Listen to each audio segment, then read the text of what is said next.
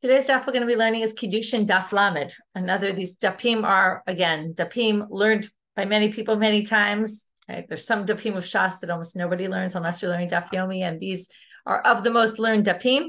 They're very important, relevant topics. Very soon we're going to get to the question you've all been wondering if you're a parent for most of your life, which is, what's the ideal age that if you speak to your children, they'll actually listen? I don't know if the Gemara is right or not, but stay tuned. We're going to get started from this story that ends at the bottom of Kaftet Amud Bet. Mishtabach le Rav Chisda, we're about 10 lines from the bottom. Le Rav Huna b'derav Hamnuna de Adam Gadol. So Rav Chisda told Rav Huna that Rav Hamnuna is a really important person. This happens a lot. People start talking about some person. Oh, wow, they're so great.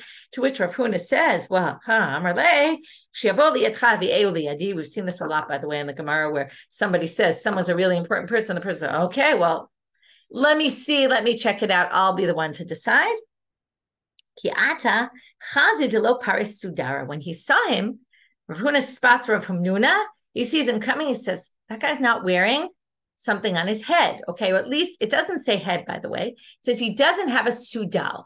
Okay, sudar is, we've talked about kinyan sudar, it's like a handkerchief, but it means some sort of covering. We don't know exactly, is it on his head? Some people think that this is the minhag to put your talis on your head when you daven. Some people think this means talit in general. And you'll see the relevance in a moment. Some people think it's like a kippah on your head or something to cover your head. So anyway, he says he sees he's not wearing this. So he says, nowadays they say, oh, that guy's not wearing a kippah. Maybe people like to say, oh, you're not wearing a kippah, you're not religious or something. I don't know, but that's not what happens. He says, because obviously things were different then, if it really means a kippah, again, you could come to all sort of different conclusions from this. Amarle, my time alo paris sudara. He says, why aren't you wearing something either, again, on your head or whatever this is that you're not wearing? Amarle delo nasibna, because I'm not married. Okay, meaning, well, I'm not supposed to wear it until I'm married. So Hadran Rav Huna turns his face away from him, is very angry with him. Not that he's not wearing something, but what it represents.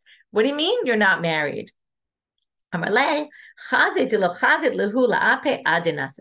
He says, you're not going to be seeing me until you're married. Okay, and he's very upset he's not married. Rav Huna litame, because Rav Huna went according to his approach. He was consistent with something else he said. Ben 20 shana v'lo nasa isha. If you're 20 and you're not married, you are sinning. To which the Gemara says, what do you mean you're sinning? Really? It's like we just had this on yesterday's stuff, right? Earlier on today, on this stuff. Ela ema, right, where we said something, we said, you really mean that? Well, he's obviously having thoughts to be with some woman, and that's obviously not a good thing. And therefore, by age 20, you should definitely be married. Not sure that you have to take this advice. Nowadays, most people aren't married by age 20, although there are some people who are. But this is what he says to him. And this goes back to where we got to yesterday. We were talking yesterday about, remember, we started, let's just review what we did. We did this Mishna, which had a whole bunch of different things, but we started with the first line about the Mitzvot that the father needs to do for his son. We brought a braita with a whole list.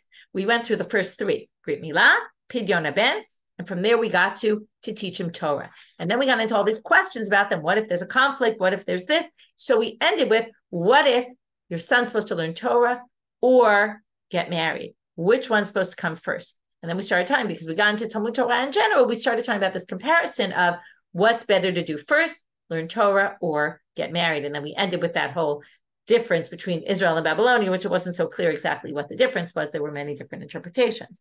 But obviously, there's some balance to be struck here between wanting to be able to focus on your studies, on the other hand, not wanting this idea of meeting a woman and that being a huge distraction and perhaps causing sin.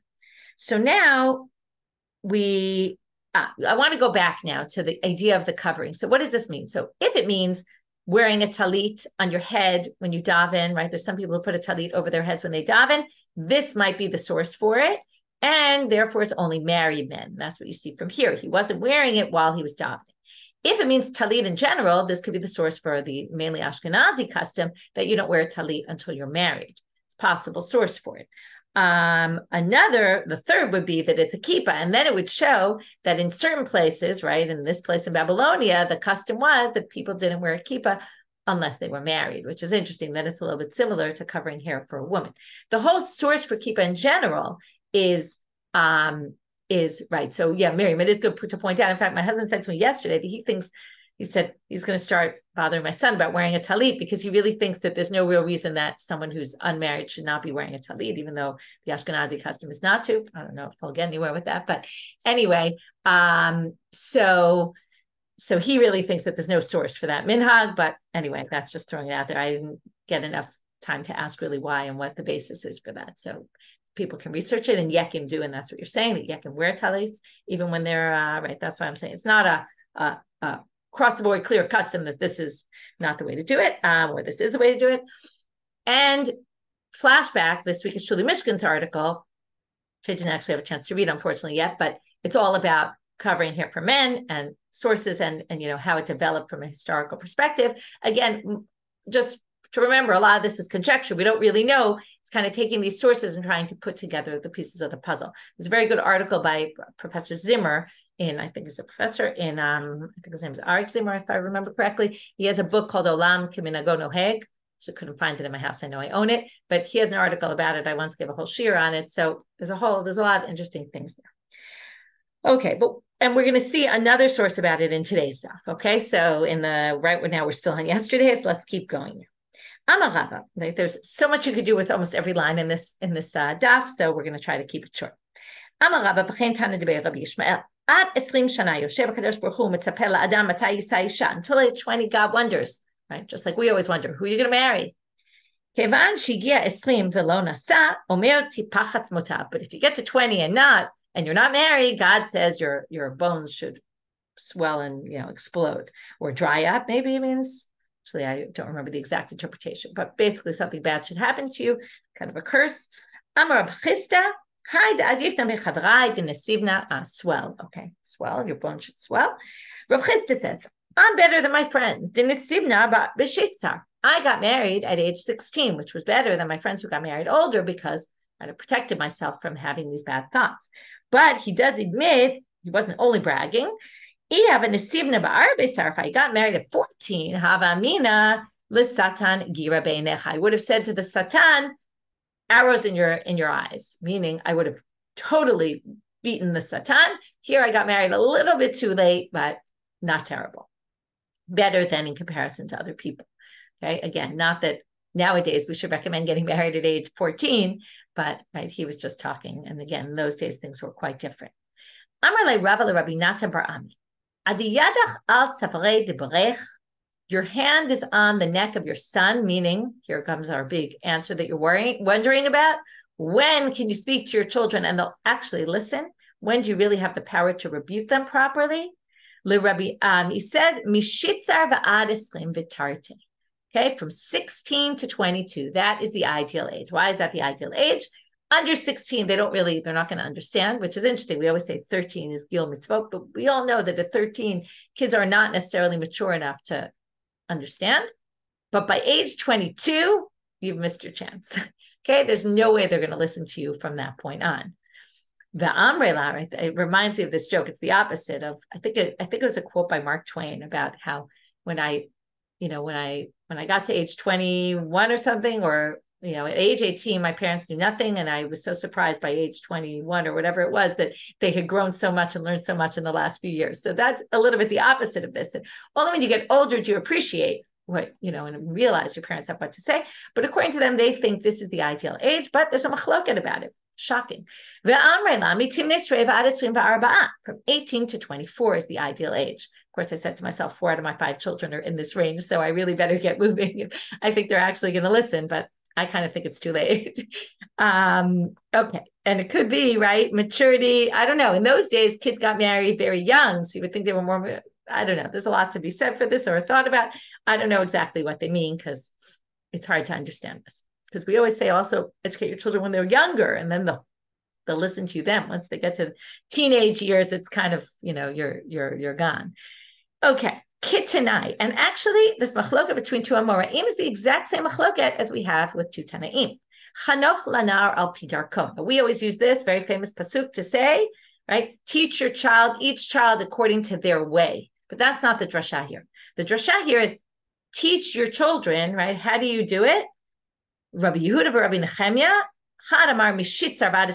they're basically just saying, what are the ages that you should be chanoch lanar, that you should educate your children from 16 to 22. The other set from 18 to 24. So here you have the exact same breakdown. What they want to say is the Amoraim were disagreeing with this, disagreed about the same thing the Tanaim were disagreeing about.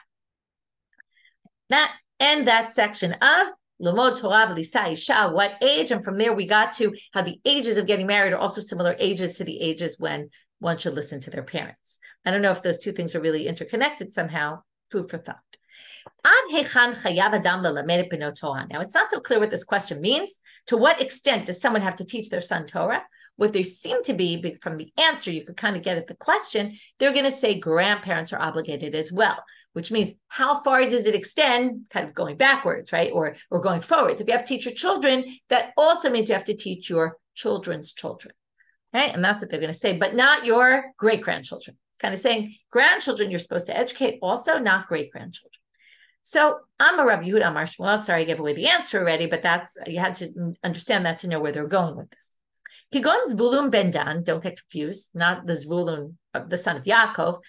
He's Zvulun, the son of Dan. He was a guy living in their time. Shelimdo avi aviv mikal Mishna v'Talmud v'halachot v'agadot.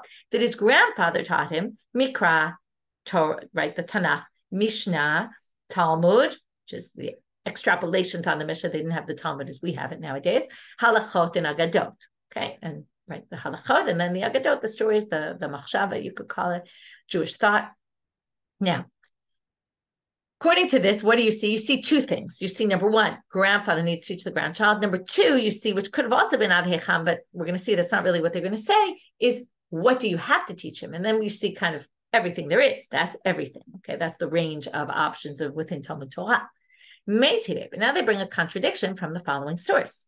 If you teach your son Mikra, you don't have to teach him Mishnah, because that he'll learn on his own. In other words, give him the basics. From there, the child will do the rest on their own.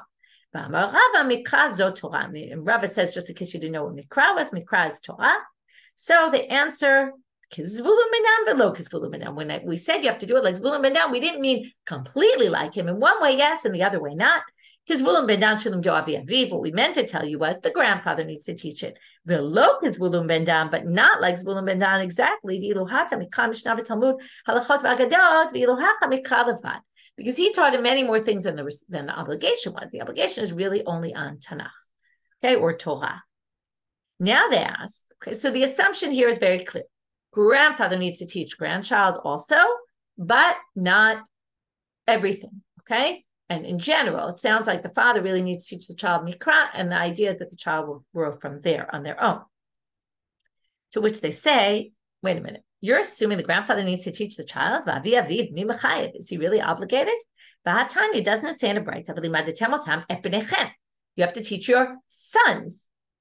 It doesn't say grandsons. Well, there is some other pasuk. So what are you going to do with this pasuk? The pasuk says, you're supposed to teach your sons and your grandchildren. Okay, this is a pasuk in Sefer Dvarim, where you're supposed to remember the day you stood in Cholev, the day you went and stood on Har Sinai, and you heard all these things I told you. And no, sorry, that's not the pasuk. My mistake. Sorry. It is right near there. It's the pasuk before that, which is and be very careful. That you don't forget what you saw at Sinai. That they'll leave your heart. And you have to pass them down to your sons and your grandchildren. This is what we always call, right? We're a link in the chain, and we're always passing things down. So it sounds like your grandchildren also. Oh no, that's to teach you that, not that you have to. It's to teach you.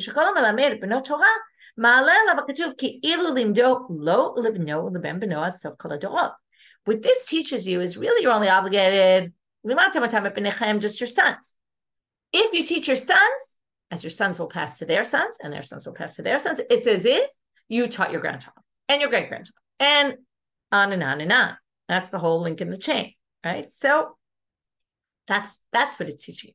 So now we have a problem, because we just said you have to be like Zvulun ben Dan and you have an obligation to teach your son, your grandson. And this seems to say you definitely don't. So they say, Huda Amar Ki Tana, he held by a different Tana. Okay, so there's two Tanaitic opinions. Is it an obligation to teach your grandchild Torah, or is it not?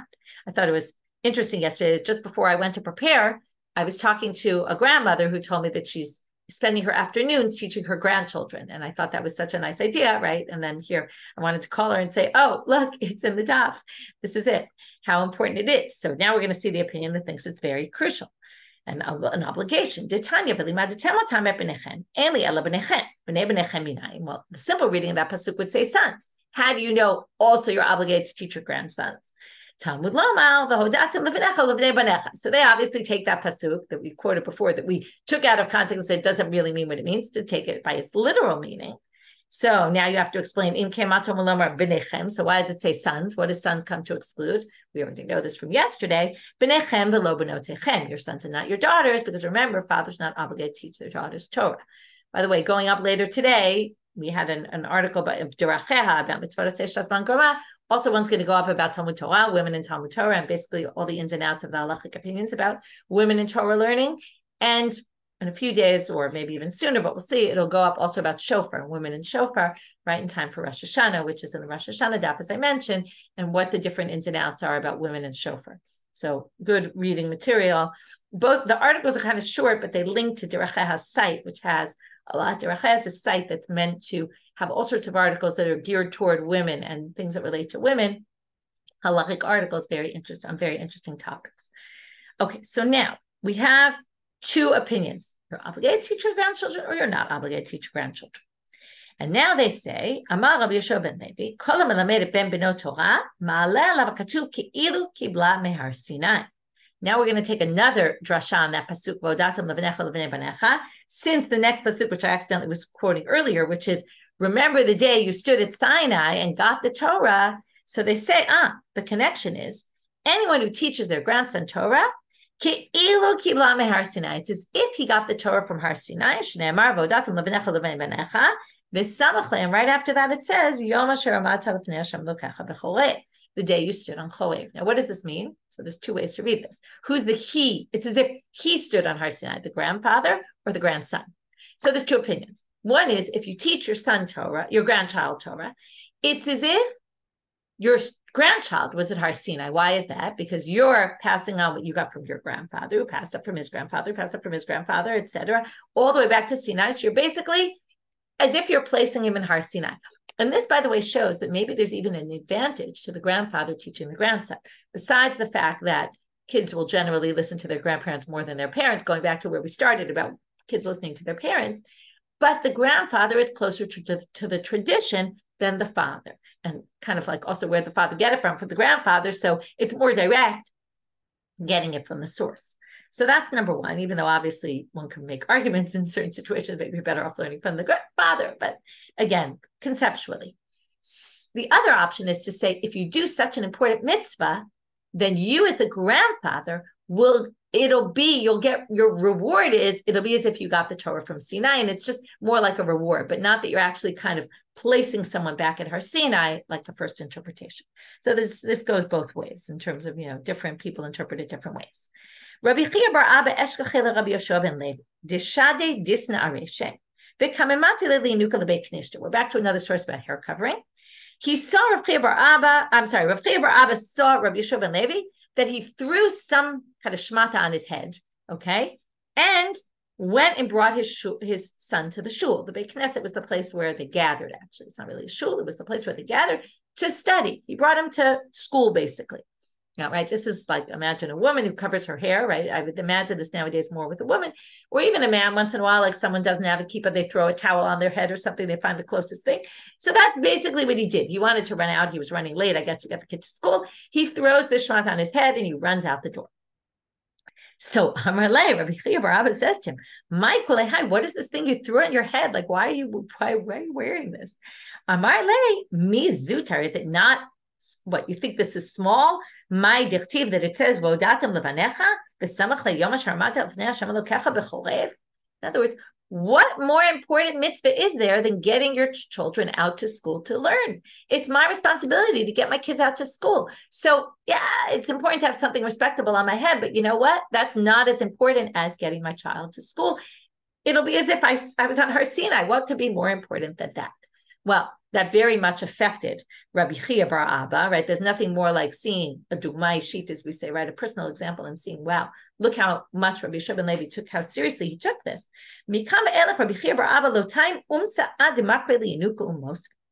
He would never eat this roasted meat that they would eat in the morning. Interesting, they ate roasted meat for breakfast.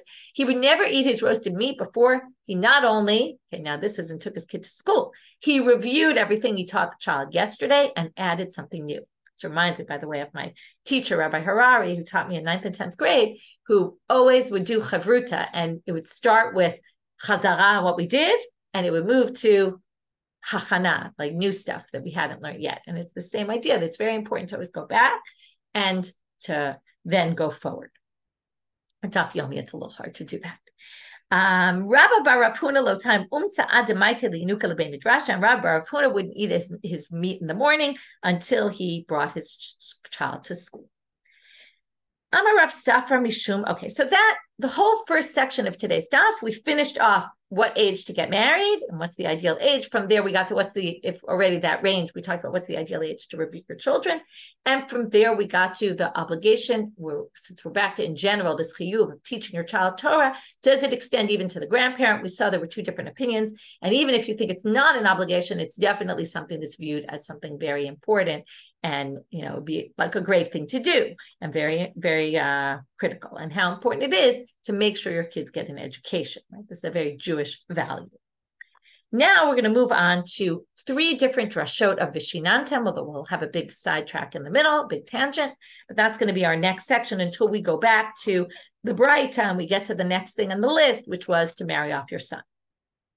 So about a whole amud is just going to be about 3 different drashot on the word Vishinantam levanecha. This is, you should teach it to your children, but it doesn't say v'limadtem in that pasuk. This is also from Shema. It says vishinantim. Vishinantim usually means repeat it. Okay, but we're going to have 3 different drashot on that word. Amar Rav Safra mishum Rabbi Yeshua ben Chananya. My dachtiv vishinantim levanecha. Al tikli vishinantim. Don't read it as 2. Ela vishilashtem. Read it as 3. This is the liberty the rabbis take to reinterpret things. This is a real big change. Instead of, right, sometimes we say, don't read bonayich ela, right, banayich ela bonayich. Okay, we change a little, but this is changing the word vishinantim to vishilat. 3. What is 3? Lo'olam ishalesh adam shnotav. Shlish b'nikra, shlish b'mishna, shlish b'talmud. You should split your days, the first third of your life. Learn Torah, the second third Mishna, the third Talmud. To which the Gemara said, how on earth could you do this? Miyada kamachaye. Nobody ever knows how long they're going to live, right? If I stood at the first day of my life or the first day I get to bar bat mitzvah and I say, okay, let's start from here counting.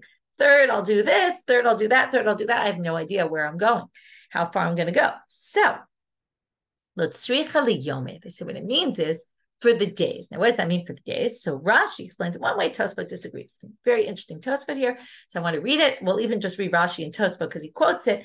Lotzricha liyomi. Perish b'kuntris. So Rashi explains. Rashi is called kuntris, which is like a machberet, like a notebook. Because that's the way Rashi was written. He always calls them the kuntris. Yemei HaShabbat, the days of the week. Okay, kloma. What does this mean? Shnei yamim mikra, shnei yamim mishna, shnei yamim kamacha. Okay, 2 and 2. Interesting. It doesn't relate to Shabbat, but split your week into 2 days a week of each one. V'lo nehira. This doesn't really make sense. Forget about the fact that Talmud's going to get cut short because of Shabbat, but that wasn't his issue. Same thing. You might die on a Tuesday and then you'll have missed Mishna and Gemara. There's no way to split it like that. So, he says, every day you're supposed to do a third. And then he says, now he explains something in our davening. Okay, both after we say Brachot Torah and after that also there's a whole section of Korbanot where we read Psukim, then we do the Mishnayot Ezu Mekoman Shel Zvachim, and then we do the braita of Rabbi Yishmael, right? About the Yud Gimel Midot. Now, basically what he says is, and also the section that comes immediately after Brachot Torah where we say Elu Dvarim Shelem Shiur and the Psukim Yivarech Hashem Yishmerecha. That's why we do a third. Okay, and basically say, right, there's a third. Each one is, both those things are made up of Psukim, a Mishnah, and a Gemara. Some people say that the Ezum Koman in that whole section was a different version of things to say after Brachot Torah. And we usually understand it as as you want to be yotze, your bracha Torah, and have some learning, so you do an element of each. But what he's saying is, this is how you also fulfill your obligation of getting it in a third of everything in every day. But then he says, here's the interesting line, Rabbeinu Tam Perish. The real question here is the following. If it didn't occur to you, it's an obvious question, which is, if you're supposed to do a third, and let's say whether it's within a week or whether it's within a day, does anyone ever see any yeshiva that has each day split up into Torah, Mishna, Gemara, or each week split up 2 days Torah, 2 days Mishna, 2 days Gemara? Absolutely not. Usually it's Gemara, Tanakh, Mishnah barely ever learned by itself. I mean, they come up within the Gemara, or maybe Chassidut, Mishnah, whatever it might be. But it's definitely not a third. So here comes Rabbanit. Now, all the commentaries ask this question because it's not just nowadays, but it was then too, that the majority of the time is spent on Gemara. So Rabbanit Tam Perish Anu Somchim, the fact that what we do, it's because we rely on what it says in Sanhedrin, that Bavel, what is Bavel? Why is it called Bavel? Besides that, that's what it was called, but it's a drasha on Lula b'mikra b'mishnah b'gemara. It's a mix of all those. You learn Tanakh here, you learn Mishnah, you learn Gemara, right? It's all a mix of all those things. And therefore, by learning the Bavli, you basically learn all of them. Okay, and that's the way to kind of get around this whole thing, that you should be splitting your time, because you're in fact splitting your time, right? They always make a joke about the yeshiva bachurim, that when they ask them a pasuk, they quote it, the daf of the Gemara. They know what Gemara pays that. By the way, sometimes unfortunately happens to me now. I've fallen into that trap of, oh yeah, I remember that pasuk was quoted in that sugya about whatever. Okay, so now it's always my reminder that I need to do more just learning Tanakh as a Tanakh and not only always daf yomi. Okay, now we're going to take a tangent. Not exactly clear why this is here. And in fact, it's very strange because it starts up with the word lefichach, and therefore, even though it doesn't really connect, but it seemed, I don't know why this is here, but lefichach nikru rishonim soferim. The early people were called the soferim. And Tosfot says why they called soferim, because they counted all of the Torah, including Mishnayot. They're the ones who, according to Tosfot, they're the ones who instituted Arba Avon Izikim and Arba this, and in the Mishnayot as well, not just the Torah, but they always put numbers in the Mishnah. Seen that a bunch of times. Anyway, I used to flame kolot yotcha b'Torah. They counted every letter in the Torah. Now we're going to learn what was the middle letter, what was the midpoint of the Torah in words, and what was the middle pasuk. Okay, so they would say vav di gachon chesyan shel otiyot shel sefer Torah. Okay, the vav and the word gachon. I'm not going to show you where each of these are. You can look in the Torah, or if you want to know, they're all obviously in Vayikra. So it's all in the center. Darosh darash is chesyan shel tevot. That's the middle word. The middle words, v'it galach shel psukim, that pasuk is the middle pasuk. Yechar semena chazir miya'al, ayin diar chetzian shel Tehillim. Interesting, we're going to see this later also. Tehillim is like its own book b'fnei atzmo that they counted also, more so it seems in the other books. So that's the middle letter of Tehillim, and v'hurach mechaper avon is chetzio de psukim. That's the middle pasuk.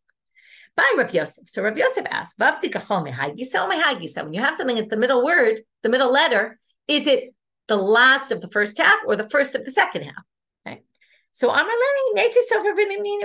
says to him, okay, let's open a Sefer Torah and we'll check. Right, now imagine, right? It's amazing these soferim did this without computers. Abai says, wasn't there some case where they had a question, and Rabbi Abraham pulled out a Sefer Torah and counted and got to the answer? So why are you asking this question, Rabbi Yosef? We could just do it and find out. Amar lei. Rabbi Yosef says we can't do it anymore because they knew. Now we get to all these issues about how the Torah, our tradition of the written Torah, is it the actual original Torah or not? We no longer know, comes Rabbi Yosef and says, where the vavs and the yuds, those are the silent letters. Which words have it, which words don't have it. We're not so baki in that anymore, right? They can be written with or without, right? Because the vowels can have a vav, but without the vav actually being written. So by Rav Yosef, he asks another question. That pasuk is the pasuk on this, the last one in the first half, or the first one in the second half. So I'm going to buy it. Psukim for sure we can count, right? It has nothing to do with whether you have a vav or a yud in a word. That's not going to affect the psukim. Well, he also responds and says, but we also don't know the psukim. Came, he's told us from Israel. We have a pasuk that appears all as one pasuk, and in Israel, their tradition is to split it into three. So again, we don't even know what's right and what's wrong, and therefore we can't really tell. And here's the pasuk: Vayomer Hashem Moshe, Hinei Anochi ba elecha ba'av ha'anan. This is in the giving of the Torah in Sefer Shemot, Parsha Yitro. And the pasuk continues. This is where the first break is. Okay, so God says to Moshe, "I'm coming to you in this cloud." That's the second part of the pasuk, which was split by the Israelis into two, which is so that the nation will hear and they will believe in me. And right, they'll hear me talking to you and they'll trust me. And then Moshe tells all these words Moshe tells what the nation said to God. So you have these three sections, which according to, and in our Torah, it's all one pasuk and the vavs as well. But in Israel, they would split it up into three. So we can't really answer that question either, says Rav Yosef. Tanu Rabbanit. Now we have a very strange braita, because this braita is very off from what we know to be. And I'm going to leave it as a question. Everyone asks about it. The answers are a little not so convincing, or I didn't find a convincing answer yet. You can look maybe further and find something more convincing. But the braita says, 5,888 psukim havu psukei Sefer Torah. Okay, there's 5,888 psukim in the Sefer Torah. Our Sefer Torah, according to, I didn't count them, but according to what I saw written, 5,845. It's a big difference from 89. Okay, 45. How they get to such a huge discrepancy is hard to understand. Some people even have a gear, so it's not 5,000, it's 8,000, which would be 8,000. That's a huge difference. But most people say the right gear says 5 and that was just a mistake. In fact, in many of the manuscripts, it actually says 8,000 and they just changed it. Yeter alav Tilim shmona. This makes even less sense. Okay. Tilim sounds like they're saying 8 more. Okay. And chaser mimenu divrei yamim shmona, and divrei yamim has 8 less, but divrei yamim has 1,656 and Tilim has 2,527. So it's not 8 more, 8 less. So it must mean something else, or I don't know what exactly, but leaving that open to, there are lots of interpretations out there. You can read up on it. Tanu Rabbanan. So now that was our distraction about the soferim and the counted letters of the Torah. Now we're going back to the words Vishinantam Levanecha. So Vishinantam, the first drasha was learn a third of everything. Now we get to Tanu Rabbanan Vishinantam. Shiur divrei Torah mechudadim beficha. They should be sharp in your mouth. What does that mean? L'shanein is to sharpen something. Okay, so they should be sharp in your mouth. L'shanein, first reading was, it means double, right? And then double became triple, because don't read double, read triple. And then now they should be sharp. What does it mean, sharpen your mouth? Somebody asks you something, don't stutter through it and try to figure out, and I think it means this, but it should be, they say in Hebrew, b'shlof. You can just take it out of your mouth, like in a second, comes out, you know your stuff really well. Moving now to Amud. Now we're going to quote a slew of psukim to prove this from Sefer Mishlei, and then it's going to go off onto a little bit of something else about it. And more, so the first two from Proverbs. And more lechochma chotiat, knowledge, wisdom should be like your sister, that you know it so well, like you know your sister. Rashi has a bit of a different interpretation, but we'll go with the simple understanding. Emol ve'omel, another pasuk there in Mishlei. Kashlem al etzba'otecha katvem al luach libecha. You should write them on your fingers and write them on the board in your heart. Meaning, you should know them really well. Ve'omel, and now we're moving to Tehillim. They're basically connecting all these psukim to kind of give a whole story. Kichitzim biyad gibor kem b'nei neulim. Okay, the Torah should be like arrows in the hands of a warrior. Ve'omel chitzei gibor shinunim. Now we get how they connect this, because the arrows of a mighty person are sharp, right? So your divrei Torah should be sharp, so you can use them as arrows to shoot who we're shooting them at. Ve'omel, it's not exactly the image you think about divrei Torah using to shoot as arrows. So we're going to have to understand this. Chitzecha shinunim amim tartecha yiplu. If you have sharp arrows, the nations will fall under you. Now you might think this means, okay, we can fight against, heretics or things like that. That's not what we're going to say. Ve'omel, ashrei hagever, asher mileat ashpato mehem, lo yevoshu ki yidabru tovim bashal. Right? Happy is the man who fills up his ashpa. Usually means the garbage. That's not what it means here. This is the quiver that they would keep all their arrows in, and he fills them up with these sharp arrows. As if you have good ammunition, right? Then he won't be embarrassed when he speaks to his enemies in the gate. My bashar. Finally, they asked the question, what are these? Right. So basically, it's building up this whole story. You need to have your derived Torah sharp. You need to know it well, and they need to be sharp so you can fight against people. Who are you fighting against? Even a father and son.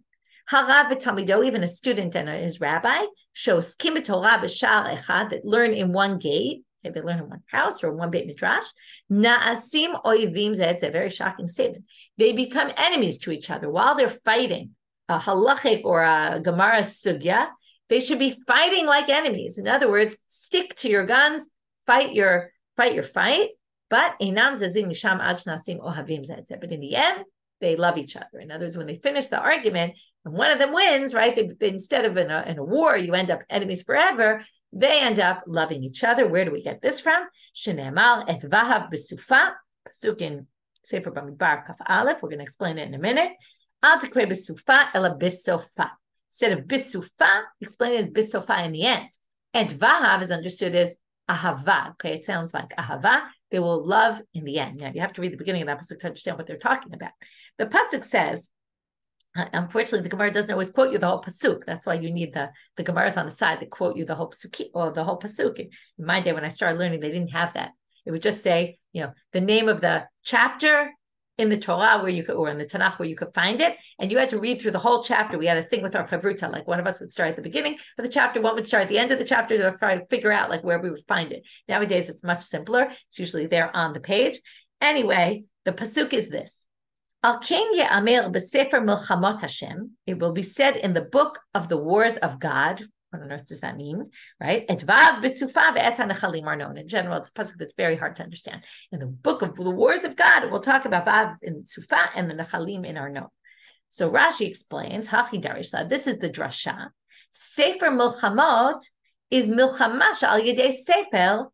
When you have a war about a book, what book? The Torah. Vahav, right? Ahava yesh b'sofa. You will have love in the end. So if you fight your war properly, your war of Torah, and you really have your sharp arrows out, and you know your stuff really well, in the end you will come to love each other. Okay, each side will appreciate the other side. Okay, halavai, right? Lots of people are having wars about Torah and don't always end in this positive way.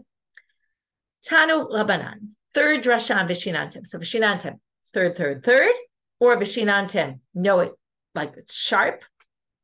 Tanu Rabbanan, next braita, visamtem. Okay, sorry, this is not vishinantem, my mistake, I got confused. This is visamtem. Okay, samtem is you put it, right, visamtem, otam alavav, right, visamtem et v'ra ela alavavchem v'al nafshachem. So you should put these things on your heart.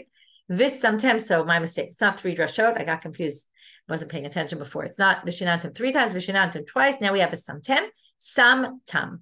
Nimshala Torah kesam chayim. Sam sin of samtem is like a samach. Lots of times in the world of drashot, we move things, switch sins to samachs. Samtam is an elixir, a pure elixir or a complete elixir. Nimshala Torah kesam chayim. The Torah is like an elixir of life. Mashal Adam. Here's a mashal parable. Shikad b'no makah gdola. He hits his son really hard. And then he gives him a bandage to protect him. I know I hit you, okay, and I know I gave you a really bad injury, but if you keep this ritia on your wound, usually food or drink might affect it. It won't affect anything as long as you keep that bandage on. Whatever you eat, whatever you drink, shower, hot water, cold water, bathe yourself, it doesn't matter, it won't affect the wound. You don't have to worry about anything. But if you take it off, it's going to get all right, disgusting and problematic, infected, as we would say in our day. This is what God told the Jewish people. Banai, my children, I created the evil inclination. But the Torah is the elixir for this. If you learn Torah, you won't have to deal with the evil inclination. You'll overpower it. And now we're going to quote this whole pasuk from Cain, okay, Cain and Abel. If you overpower it, if you do good, you will be able to overpower it. But if you don't, learn Torah, then you will be given over to the evil inclination. Shene'amar lepetach chatat rovet. This is the continuation of that pasuk, right? That if not, then the sin is going to follow you. And not only that, the evil inclination is going to basically focus all its efforts just on you. At least it's going to feel that way. Because his desire is for you.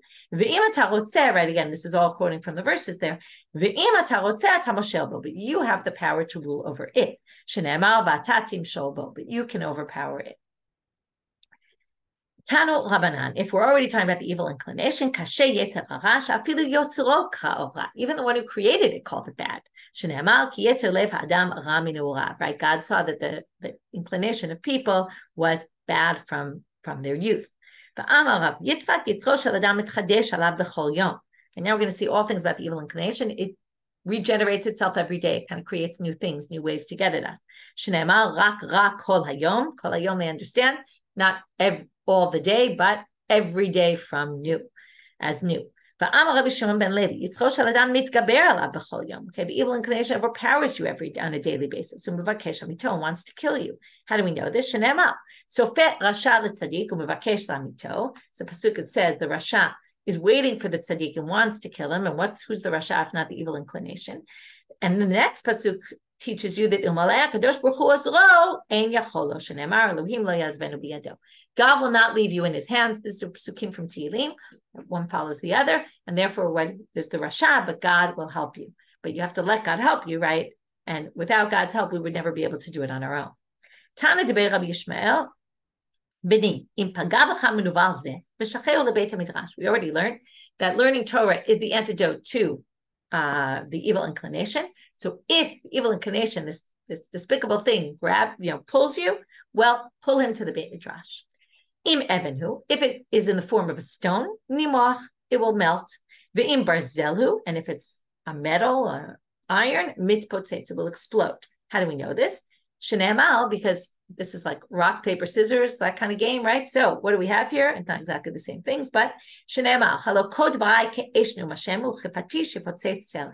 My words are like fire and like a hammer, they will come down and explode the rock. Ve'im, which is really what they mean here is will explode some kind of metal, the iron. In other words, Torah is either a fire and therefore can melt the metal, or it's water, it's also compared to water, which means it will wear away at the rock. That's the end of our section of the importance of Talmud Torah. Now we're going to move to to marry off your son. One of the obligations of fathers to marry off his son. Where do we get this from? It says, take wives and have children. Take, right, and you should make sure your sons take wives, and that your daughters get married to men.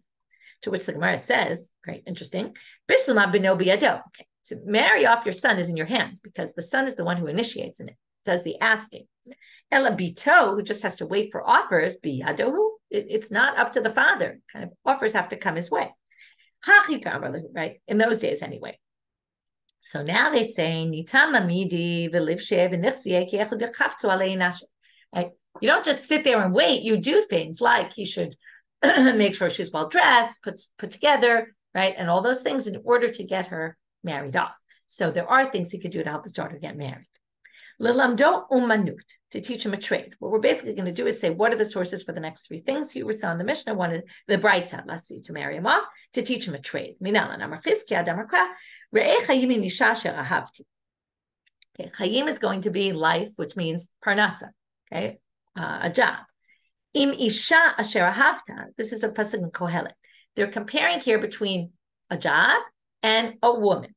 So now what's the connection? Im isha mamash, if it really means a woman, well then, keshem shechayav lasio isha, just like you have to marry off your son to a wife, kachayav lelamdo umanut. This is comparing the two. So you also have to teach chayim, just like you have to marry off your son. Im Torahi, if it just means what the woman meaning is a parable for Torah, it's allegorical meaning. So then we'll learn it from the teaching Torah. Teach your son Torah, you also have to teach him life. Aflashito benahal. My time. Okay, this is basic. You don't need a pasuk to teach you. It's because he needs to survive in case he falls. He's in a boat. The boat sinks. He needs to know how to swim. That's very important. Rabbi Yehuda Omer, Kosha eno malamdo umanut malamdo listut, to which we already said this. Listut sakadatak, what you're teaching him to rob, and like ki'ilu malamdo listut. It's like you're teaching him listut, to which the Gemara says, "My benai." What's the difference between Rabbi Yehuda and Tanakama? Tanakama said you also have to teach him a trade. Rabbi Yehuda says you have to teach him a trade so he doesn't come to listut. So what's the difference? What if you teach him business? Business, there's a difference between learning a trade and learning business. A trade will always be useful. You can always create things and then hopefully sell them. But doing business dealings, sometimes there's options out there for business deals and sometimes there aren't. So business dealings are a little more, shaky. Not so clear. Your son might be one day without a business deal and then he'll go steal. So according to Rabbi Yehuda, who's worried about stealing, doesn't think that Iska is good enough. According to the first opinion, that should be sufficient. Kol mitzvot ha'av ben. Now we're done with that whole section, and now we're moving on. So again, we're not going to review the daf again because we kind of did it, which is first section was all the stuff about limud Torah. We had different parts, grandson, grandfather, all those different things we saw. When's the best time to teach your kids? We saw vishinantim tu drashot v'samtem, that this is an elixir again, the antidote to the evil inclination. We got off on the tangent about that. We got off on the tangent about soferim. Then we did the three last things in the braita and what the source is for them. And now we're moving on to the next section, which is all the things ha'av ben. We're going to do the exact same thing we did before, which is really isn't necessary anymore, because once that's that, then this is the opposite. But my mitzvot ha'av ben, it sounds like, right, things the father's supposed to do for the son. If it's things the father has to do for the son, nashim chayavot, it says women are obligated as well, and we know they're not. Hatanya, didn't we learn ha'av chayav b'bno l'molo liftoto, etc.? The father's obligated, not the mother. Aviv im imolo.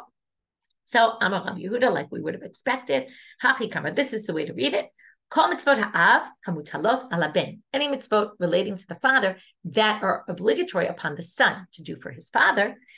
Ala ben la'asol la'aviv, right? That he's supposed to do for his father. Echad anashim ve'echad nashim chayavim. So both men and women are obligated. Tanina lahad tanu Rabbanan. Here we're going to have a braita to support this. Ish and li'ala ish. Isha minayin. Now we get to the fearing your parents. So it says men, right? A man, his mother and father should he fear, but it says they should fear. So who's the they when it started with a singular man? Isha minayin kshu omer tira'u harei kan shnayim. So because it ends plural, it means women as well. Im kemat hamodomer ish. Ish sipek biyado la'asot, isha ein sipek biyada la'asot mipnei shereshut acherim aleh. Here's a very interesting line for a few reasons. So it says here, a man can always do it because he doesn't have anyone telling him what to do. But a woman has a husband on top of her telling her what to do. And therefore, if his words come in conflict with what she wants to do for her parents, she needs to do something for her husband, and she needs to do something for her parents, then she doesn't always have the option. That's why it starts with ish, because the woman theoretically should do yir'ah. And really, this is more about kibud, because yir'ah is the negative parts. Don't disgrace them. Don't this, but kibud is the positive things. Go do things for your parents. We always say, right? Kibud av'em. Go, your parents ask you to do this, do that. But if it comes in conflict with something her husband says, then it's a problem, to which they point out, if she gets divorced, they're both equal. We're going to end here, but I want to end with one thought about this. It's very difficult halacha to accept. I mean, your husband, your parents, you can ignore your parents because your husband's telling you what to do because he's kind of in charge of you. Hard for us to fathom this, certainly in the modern age. So I want to say two things about this. One is, first of all the halacha says that if your husband says it's okay, realizes there's this conflict, and he's okay with it, then obviously you do for your parents. Not like you have to do what your husband says, as long as your husband agrees, which nowadays that would probably usually be the situation.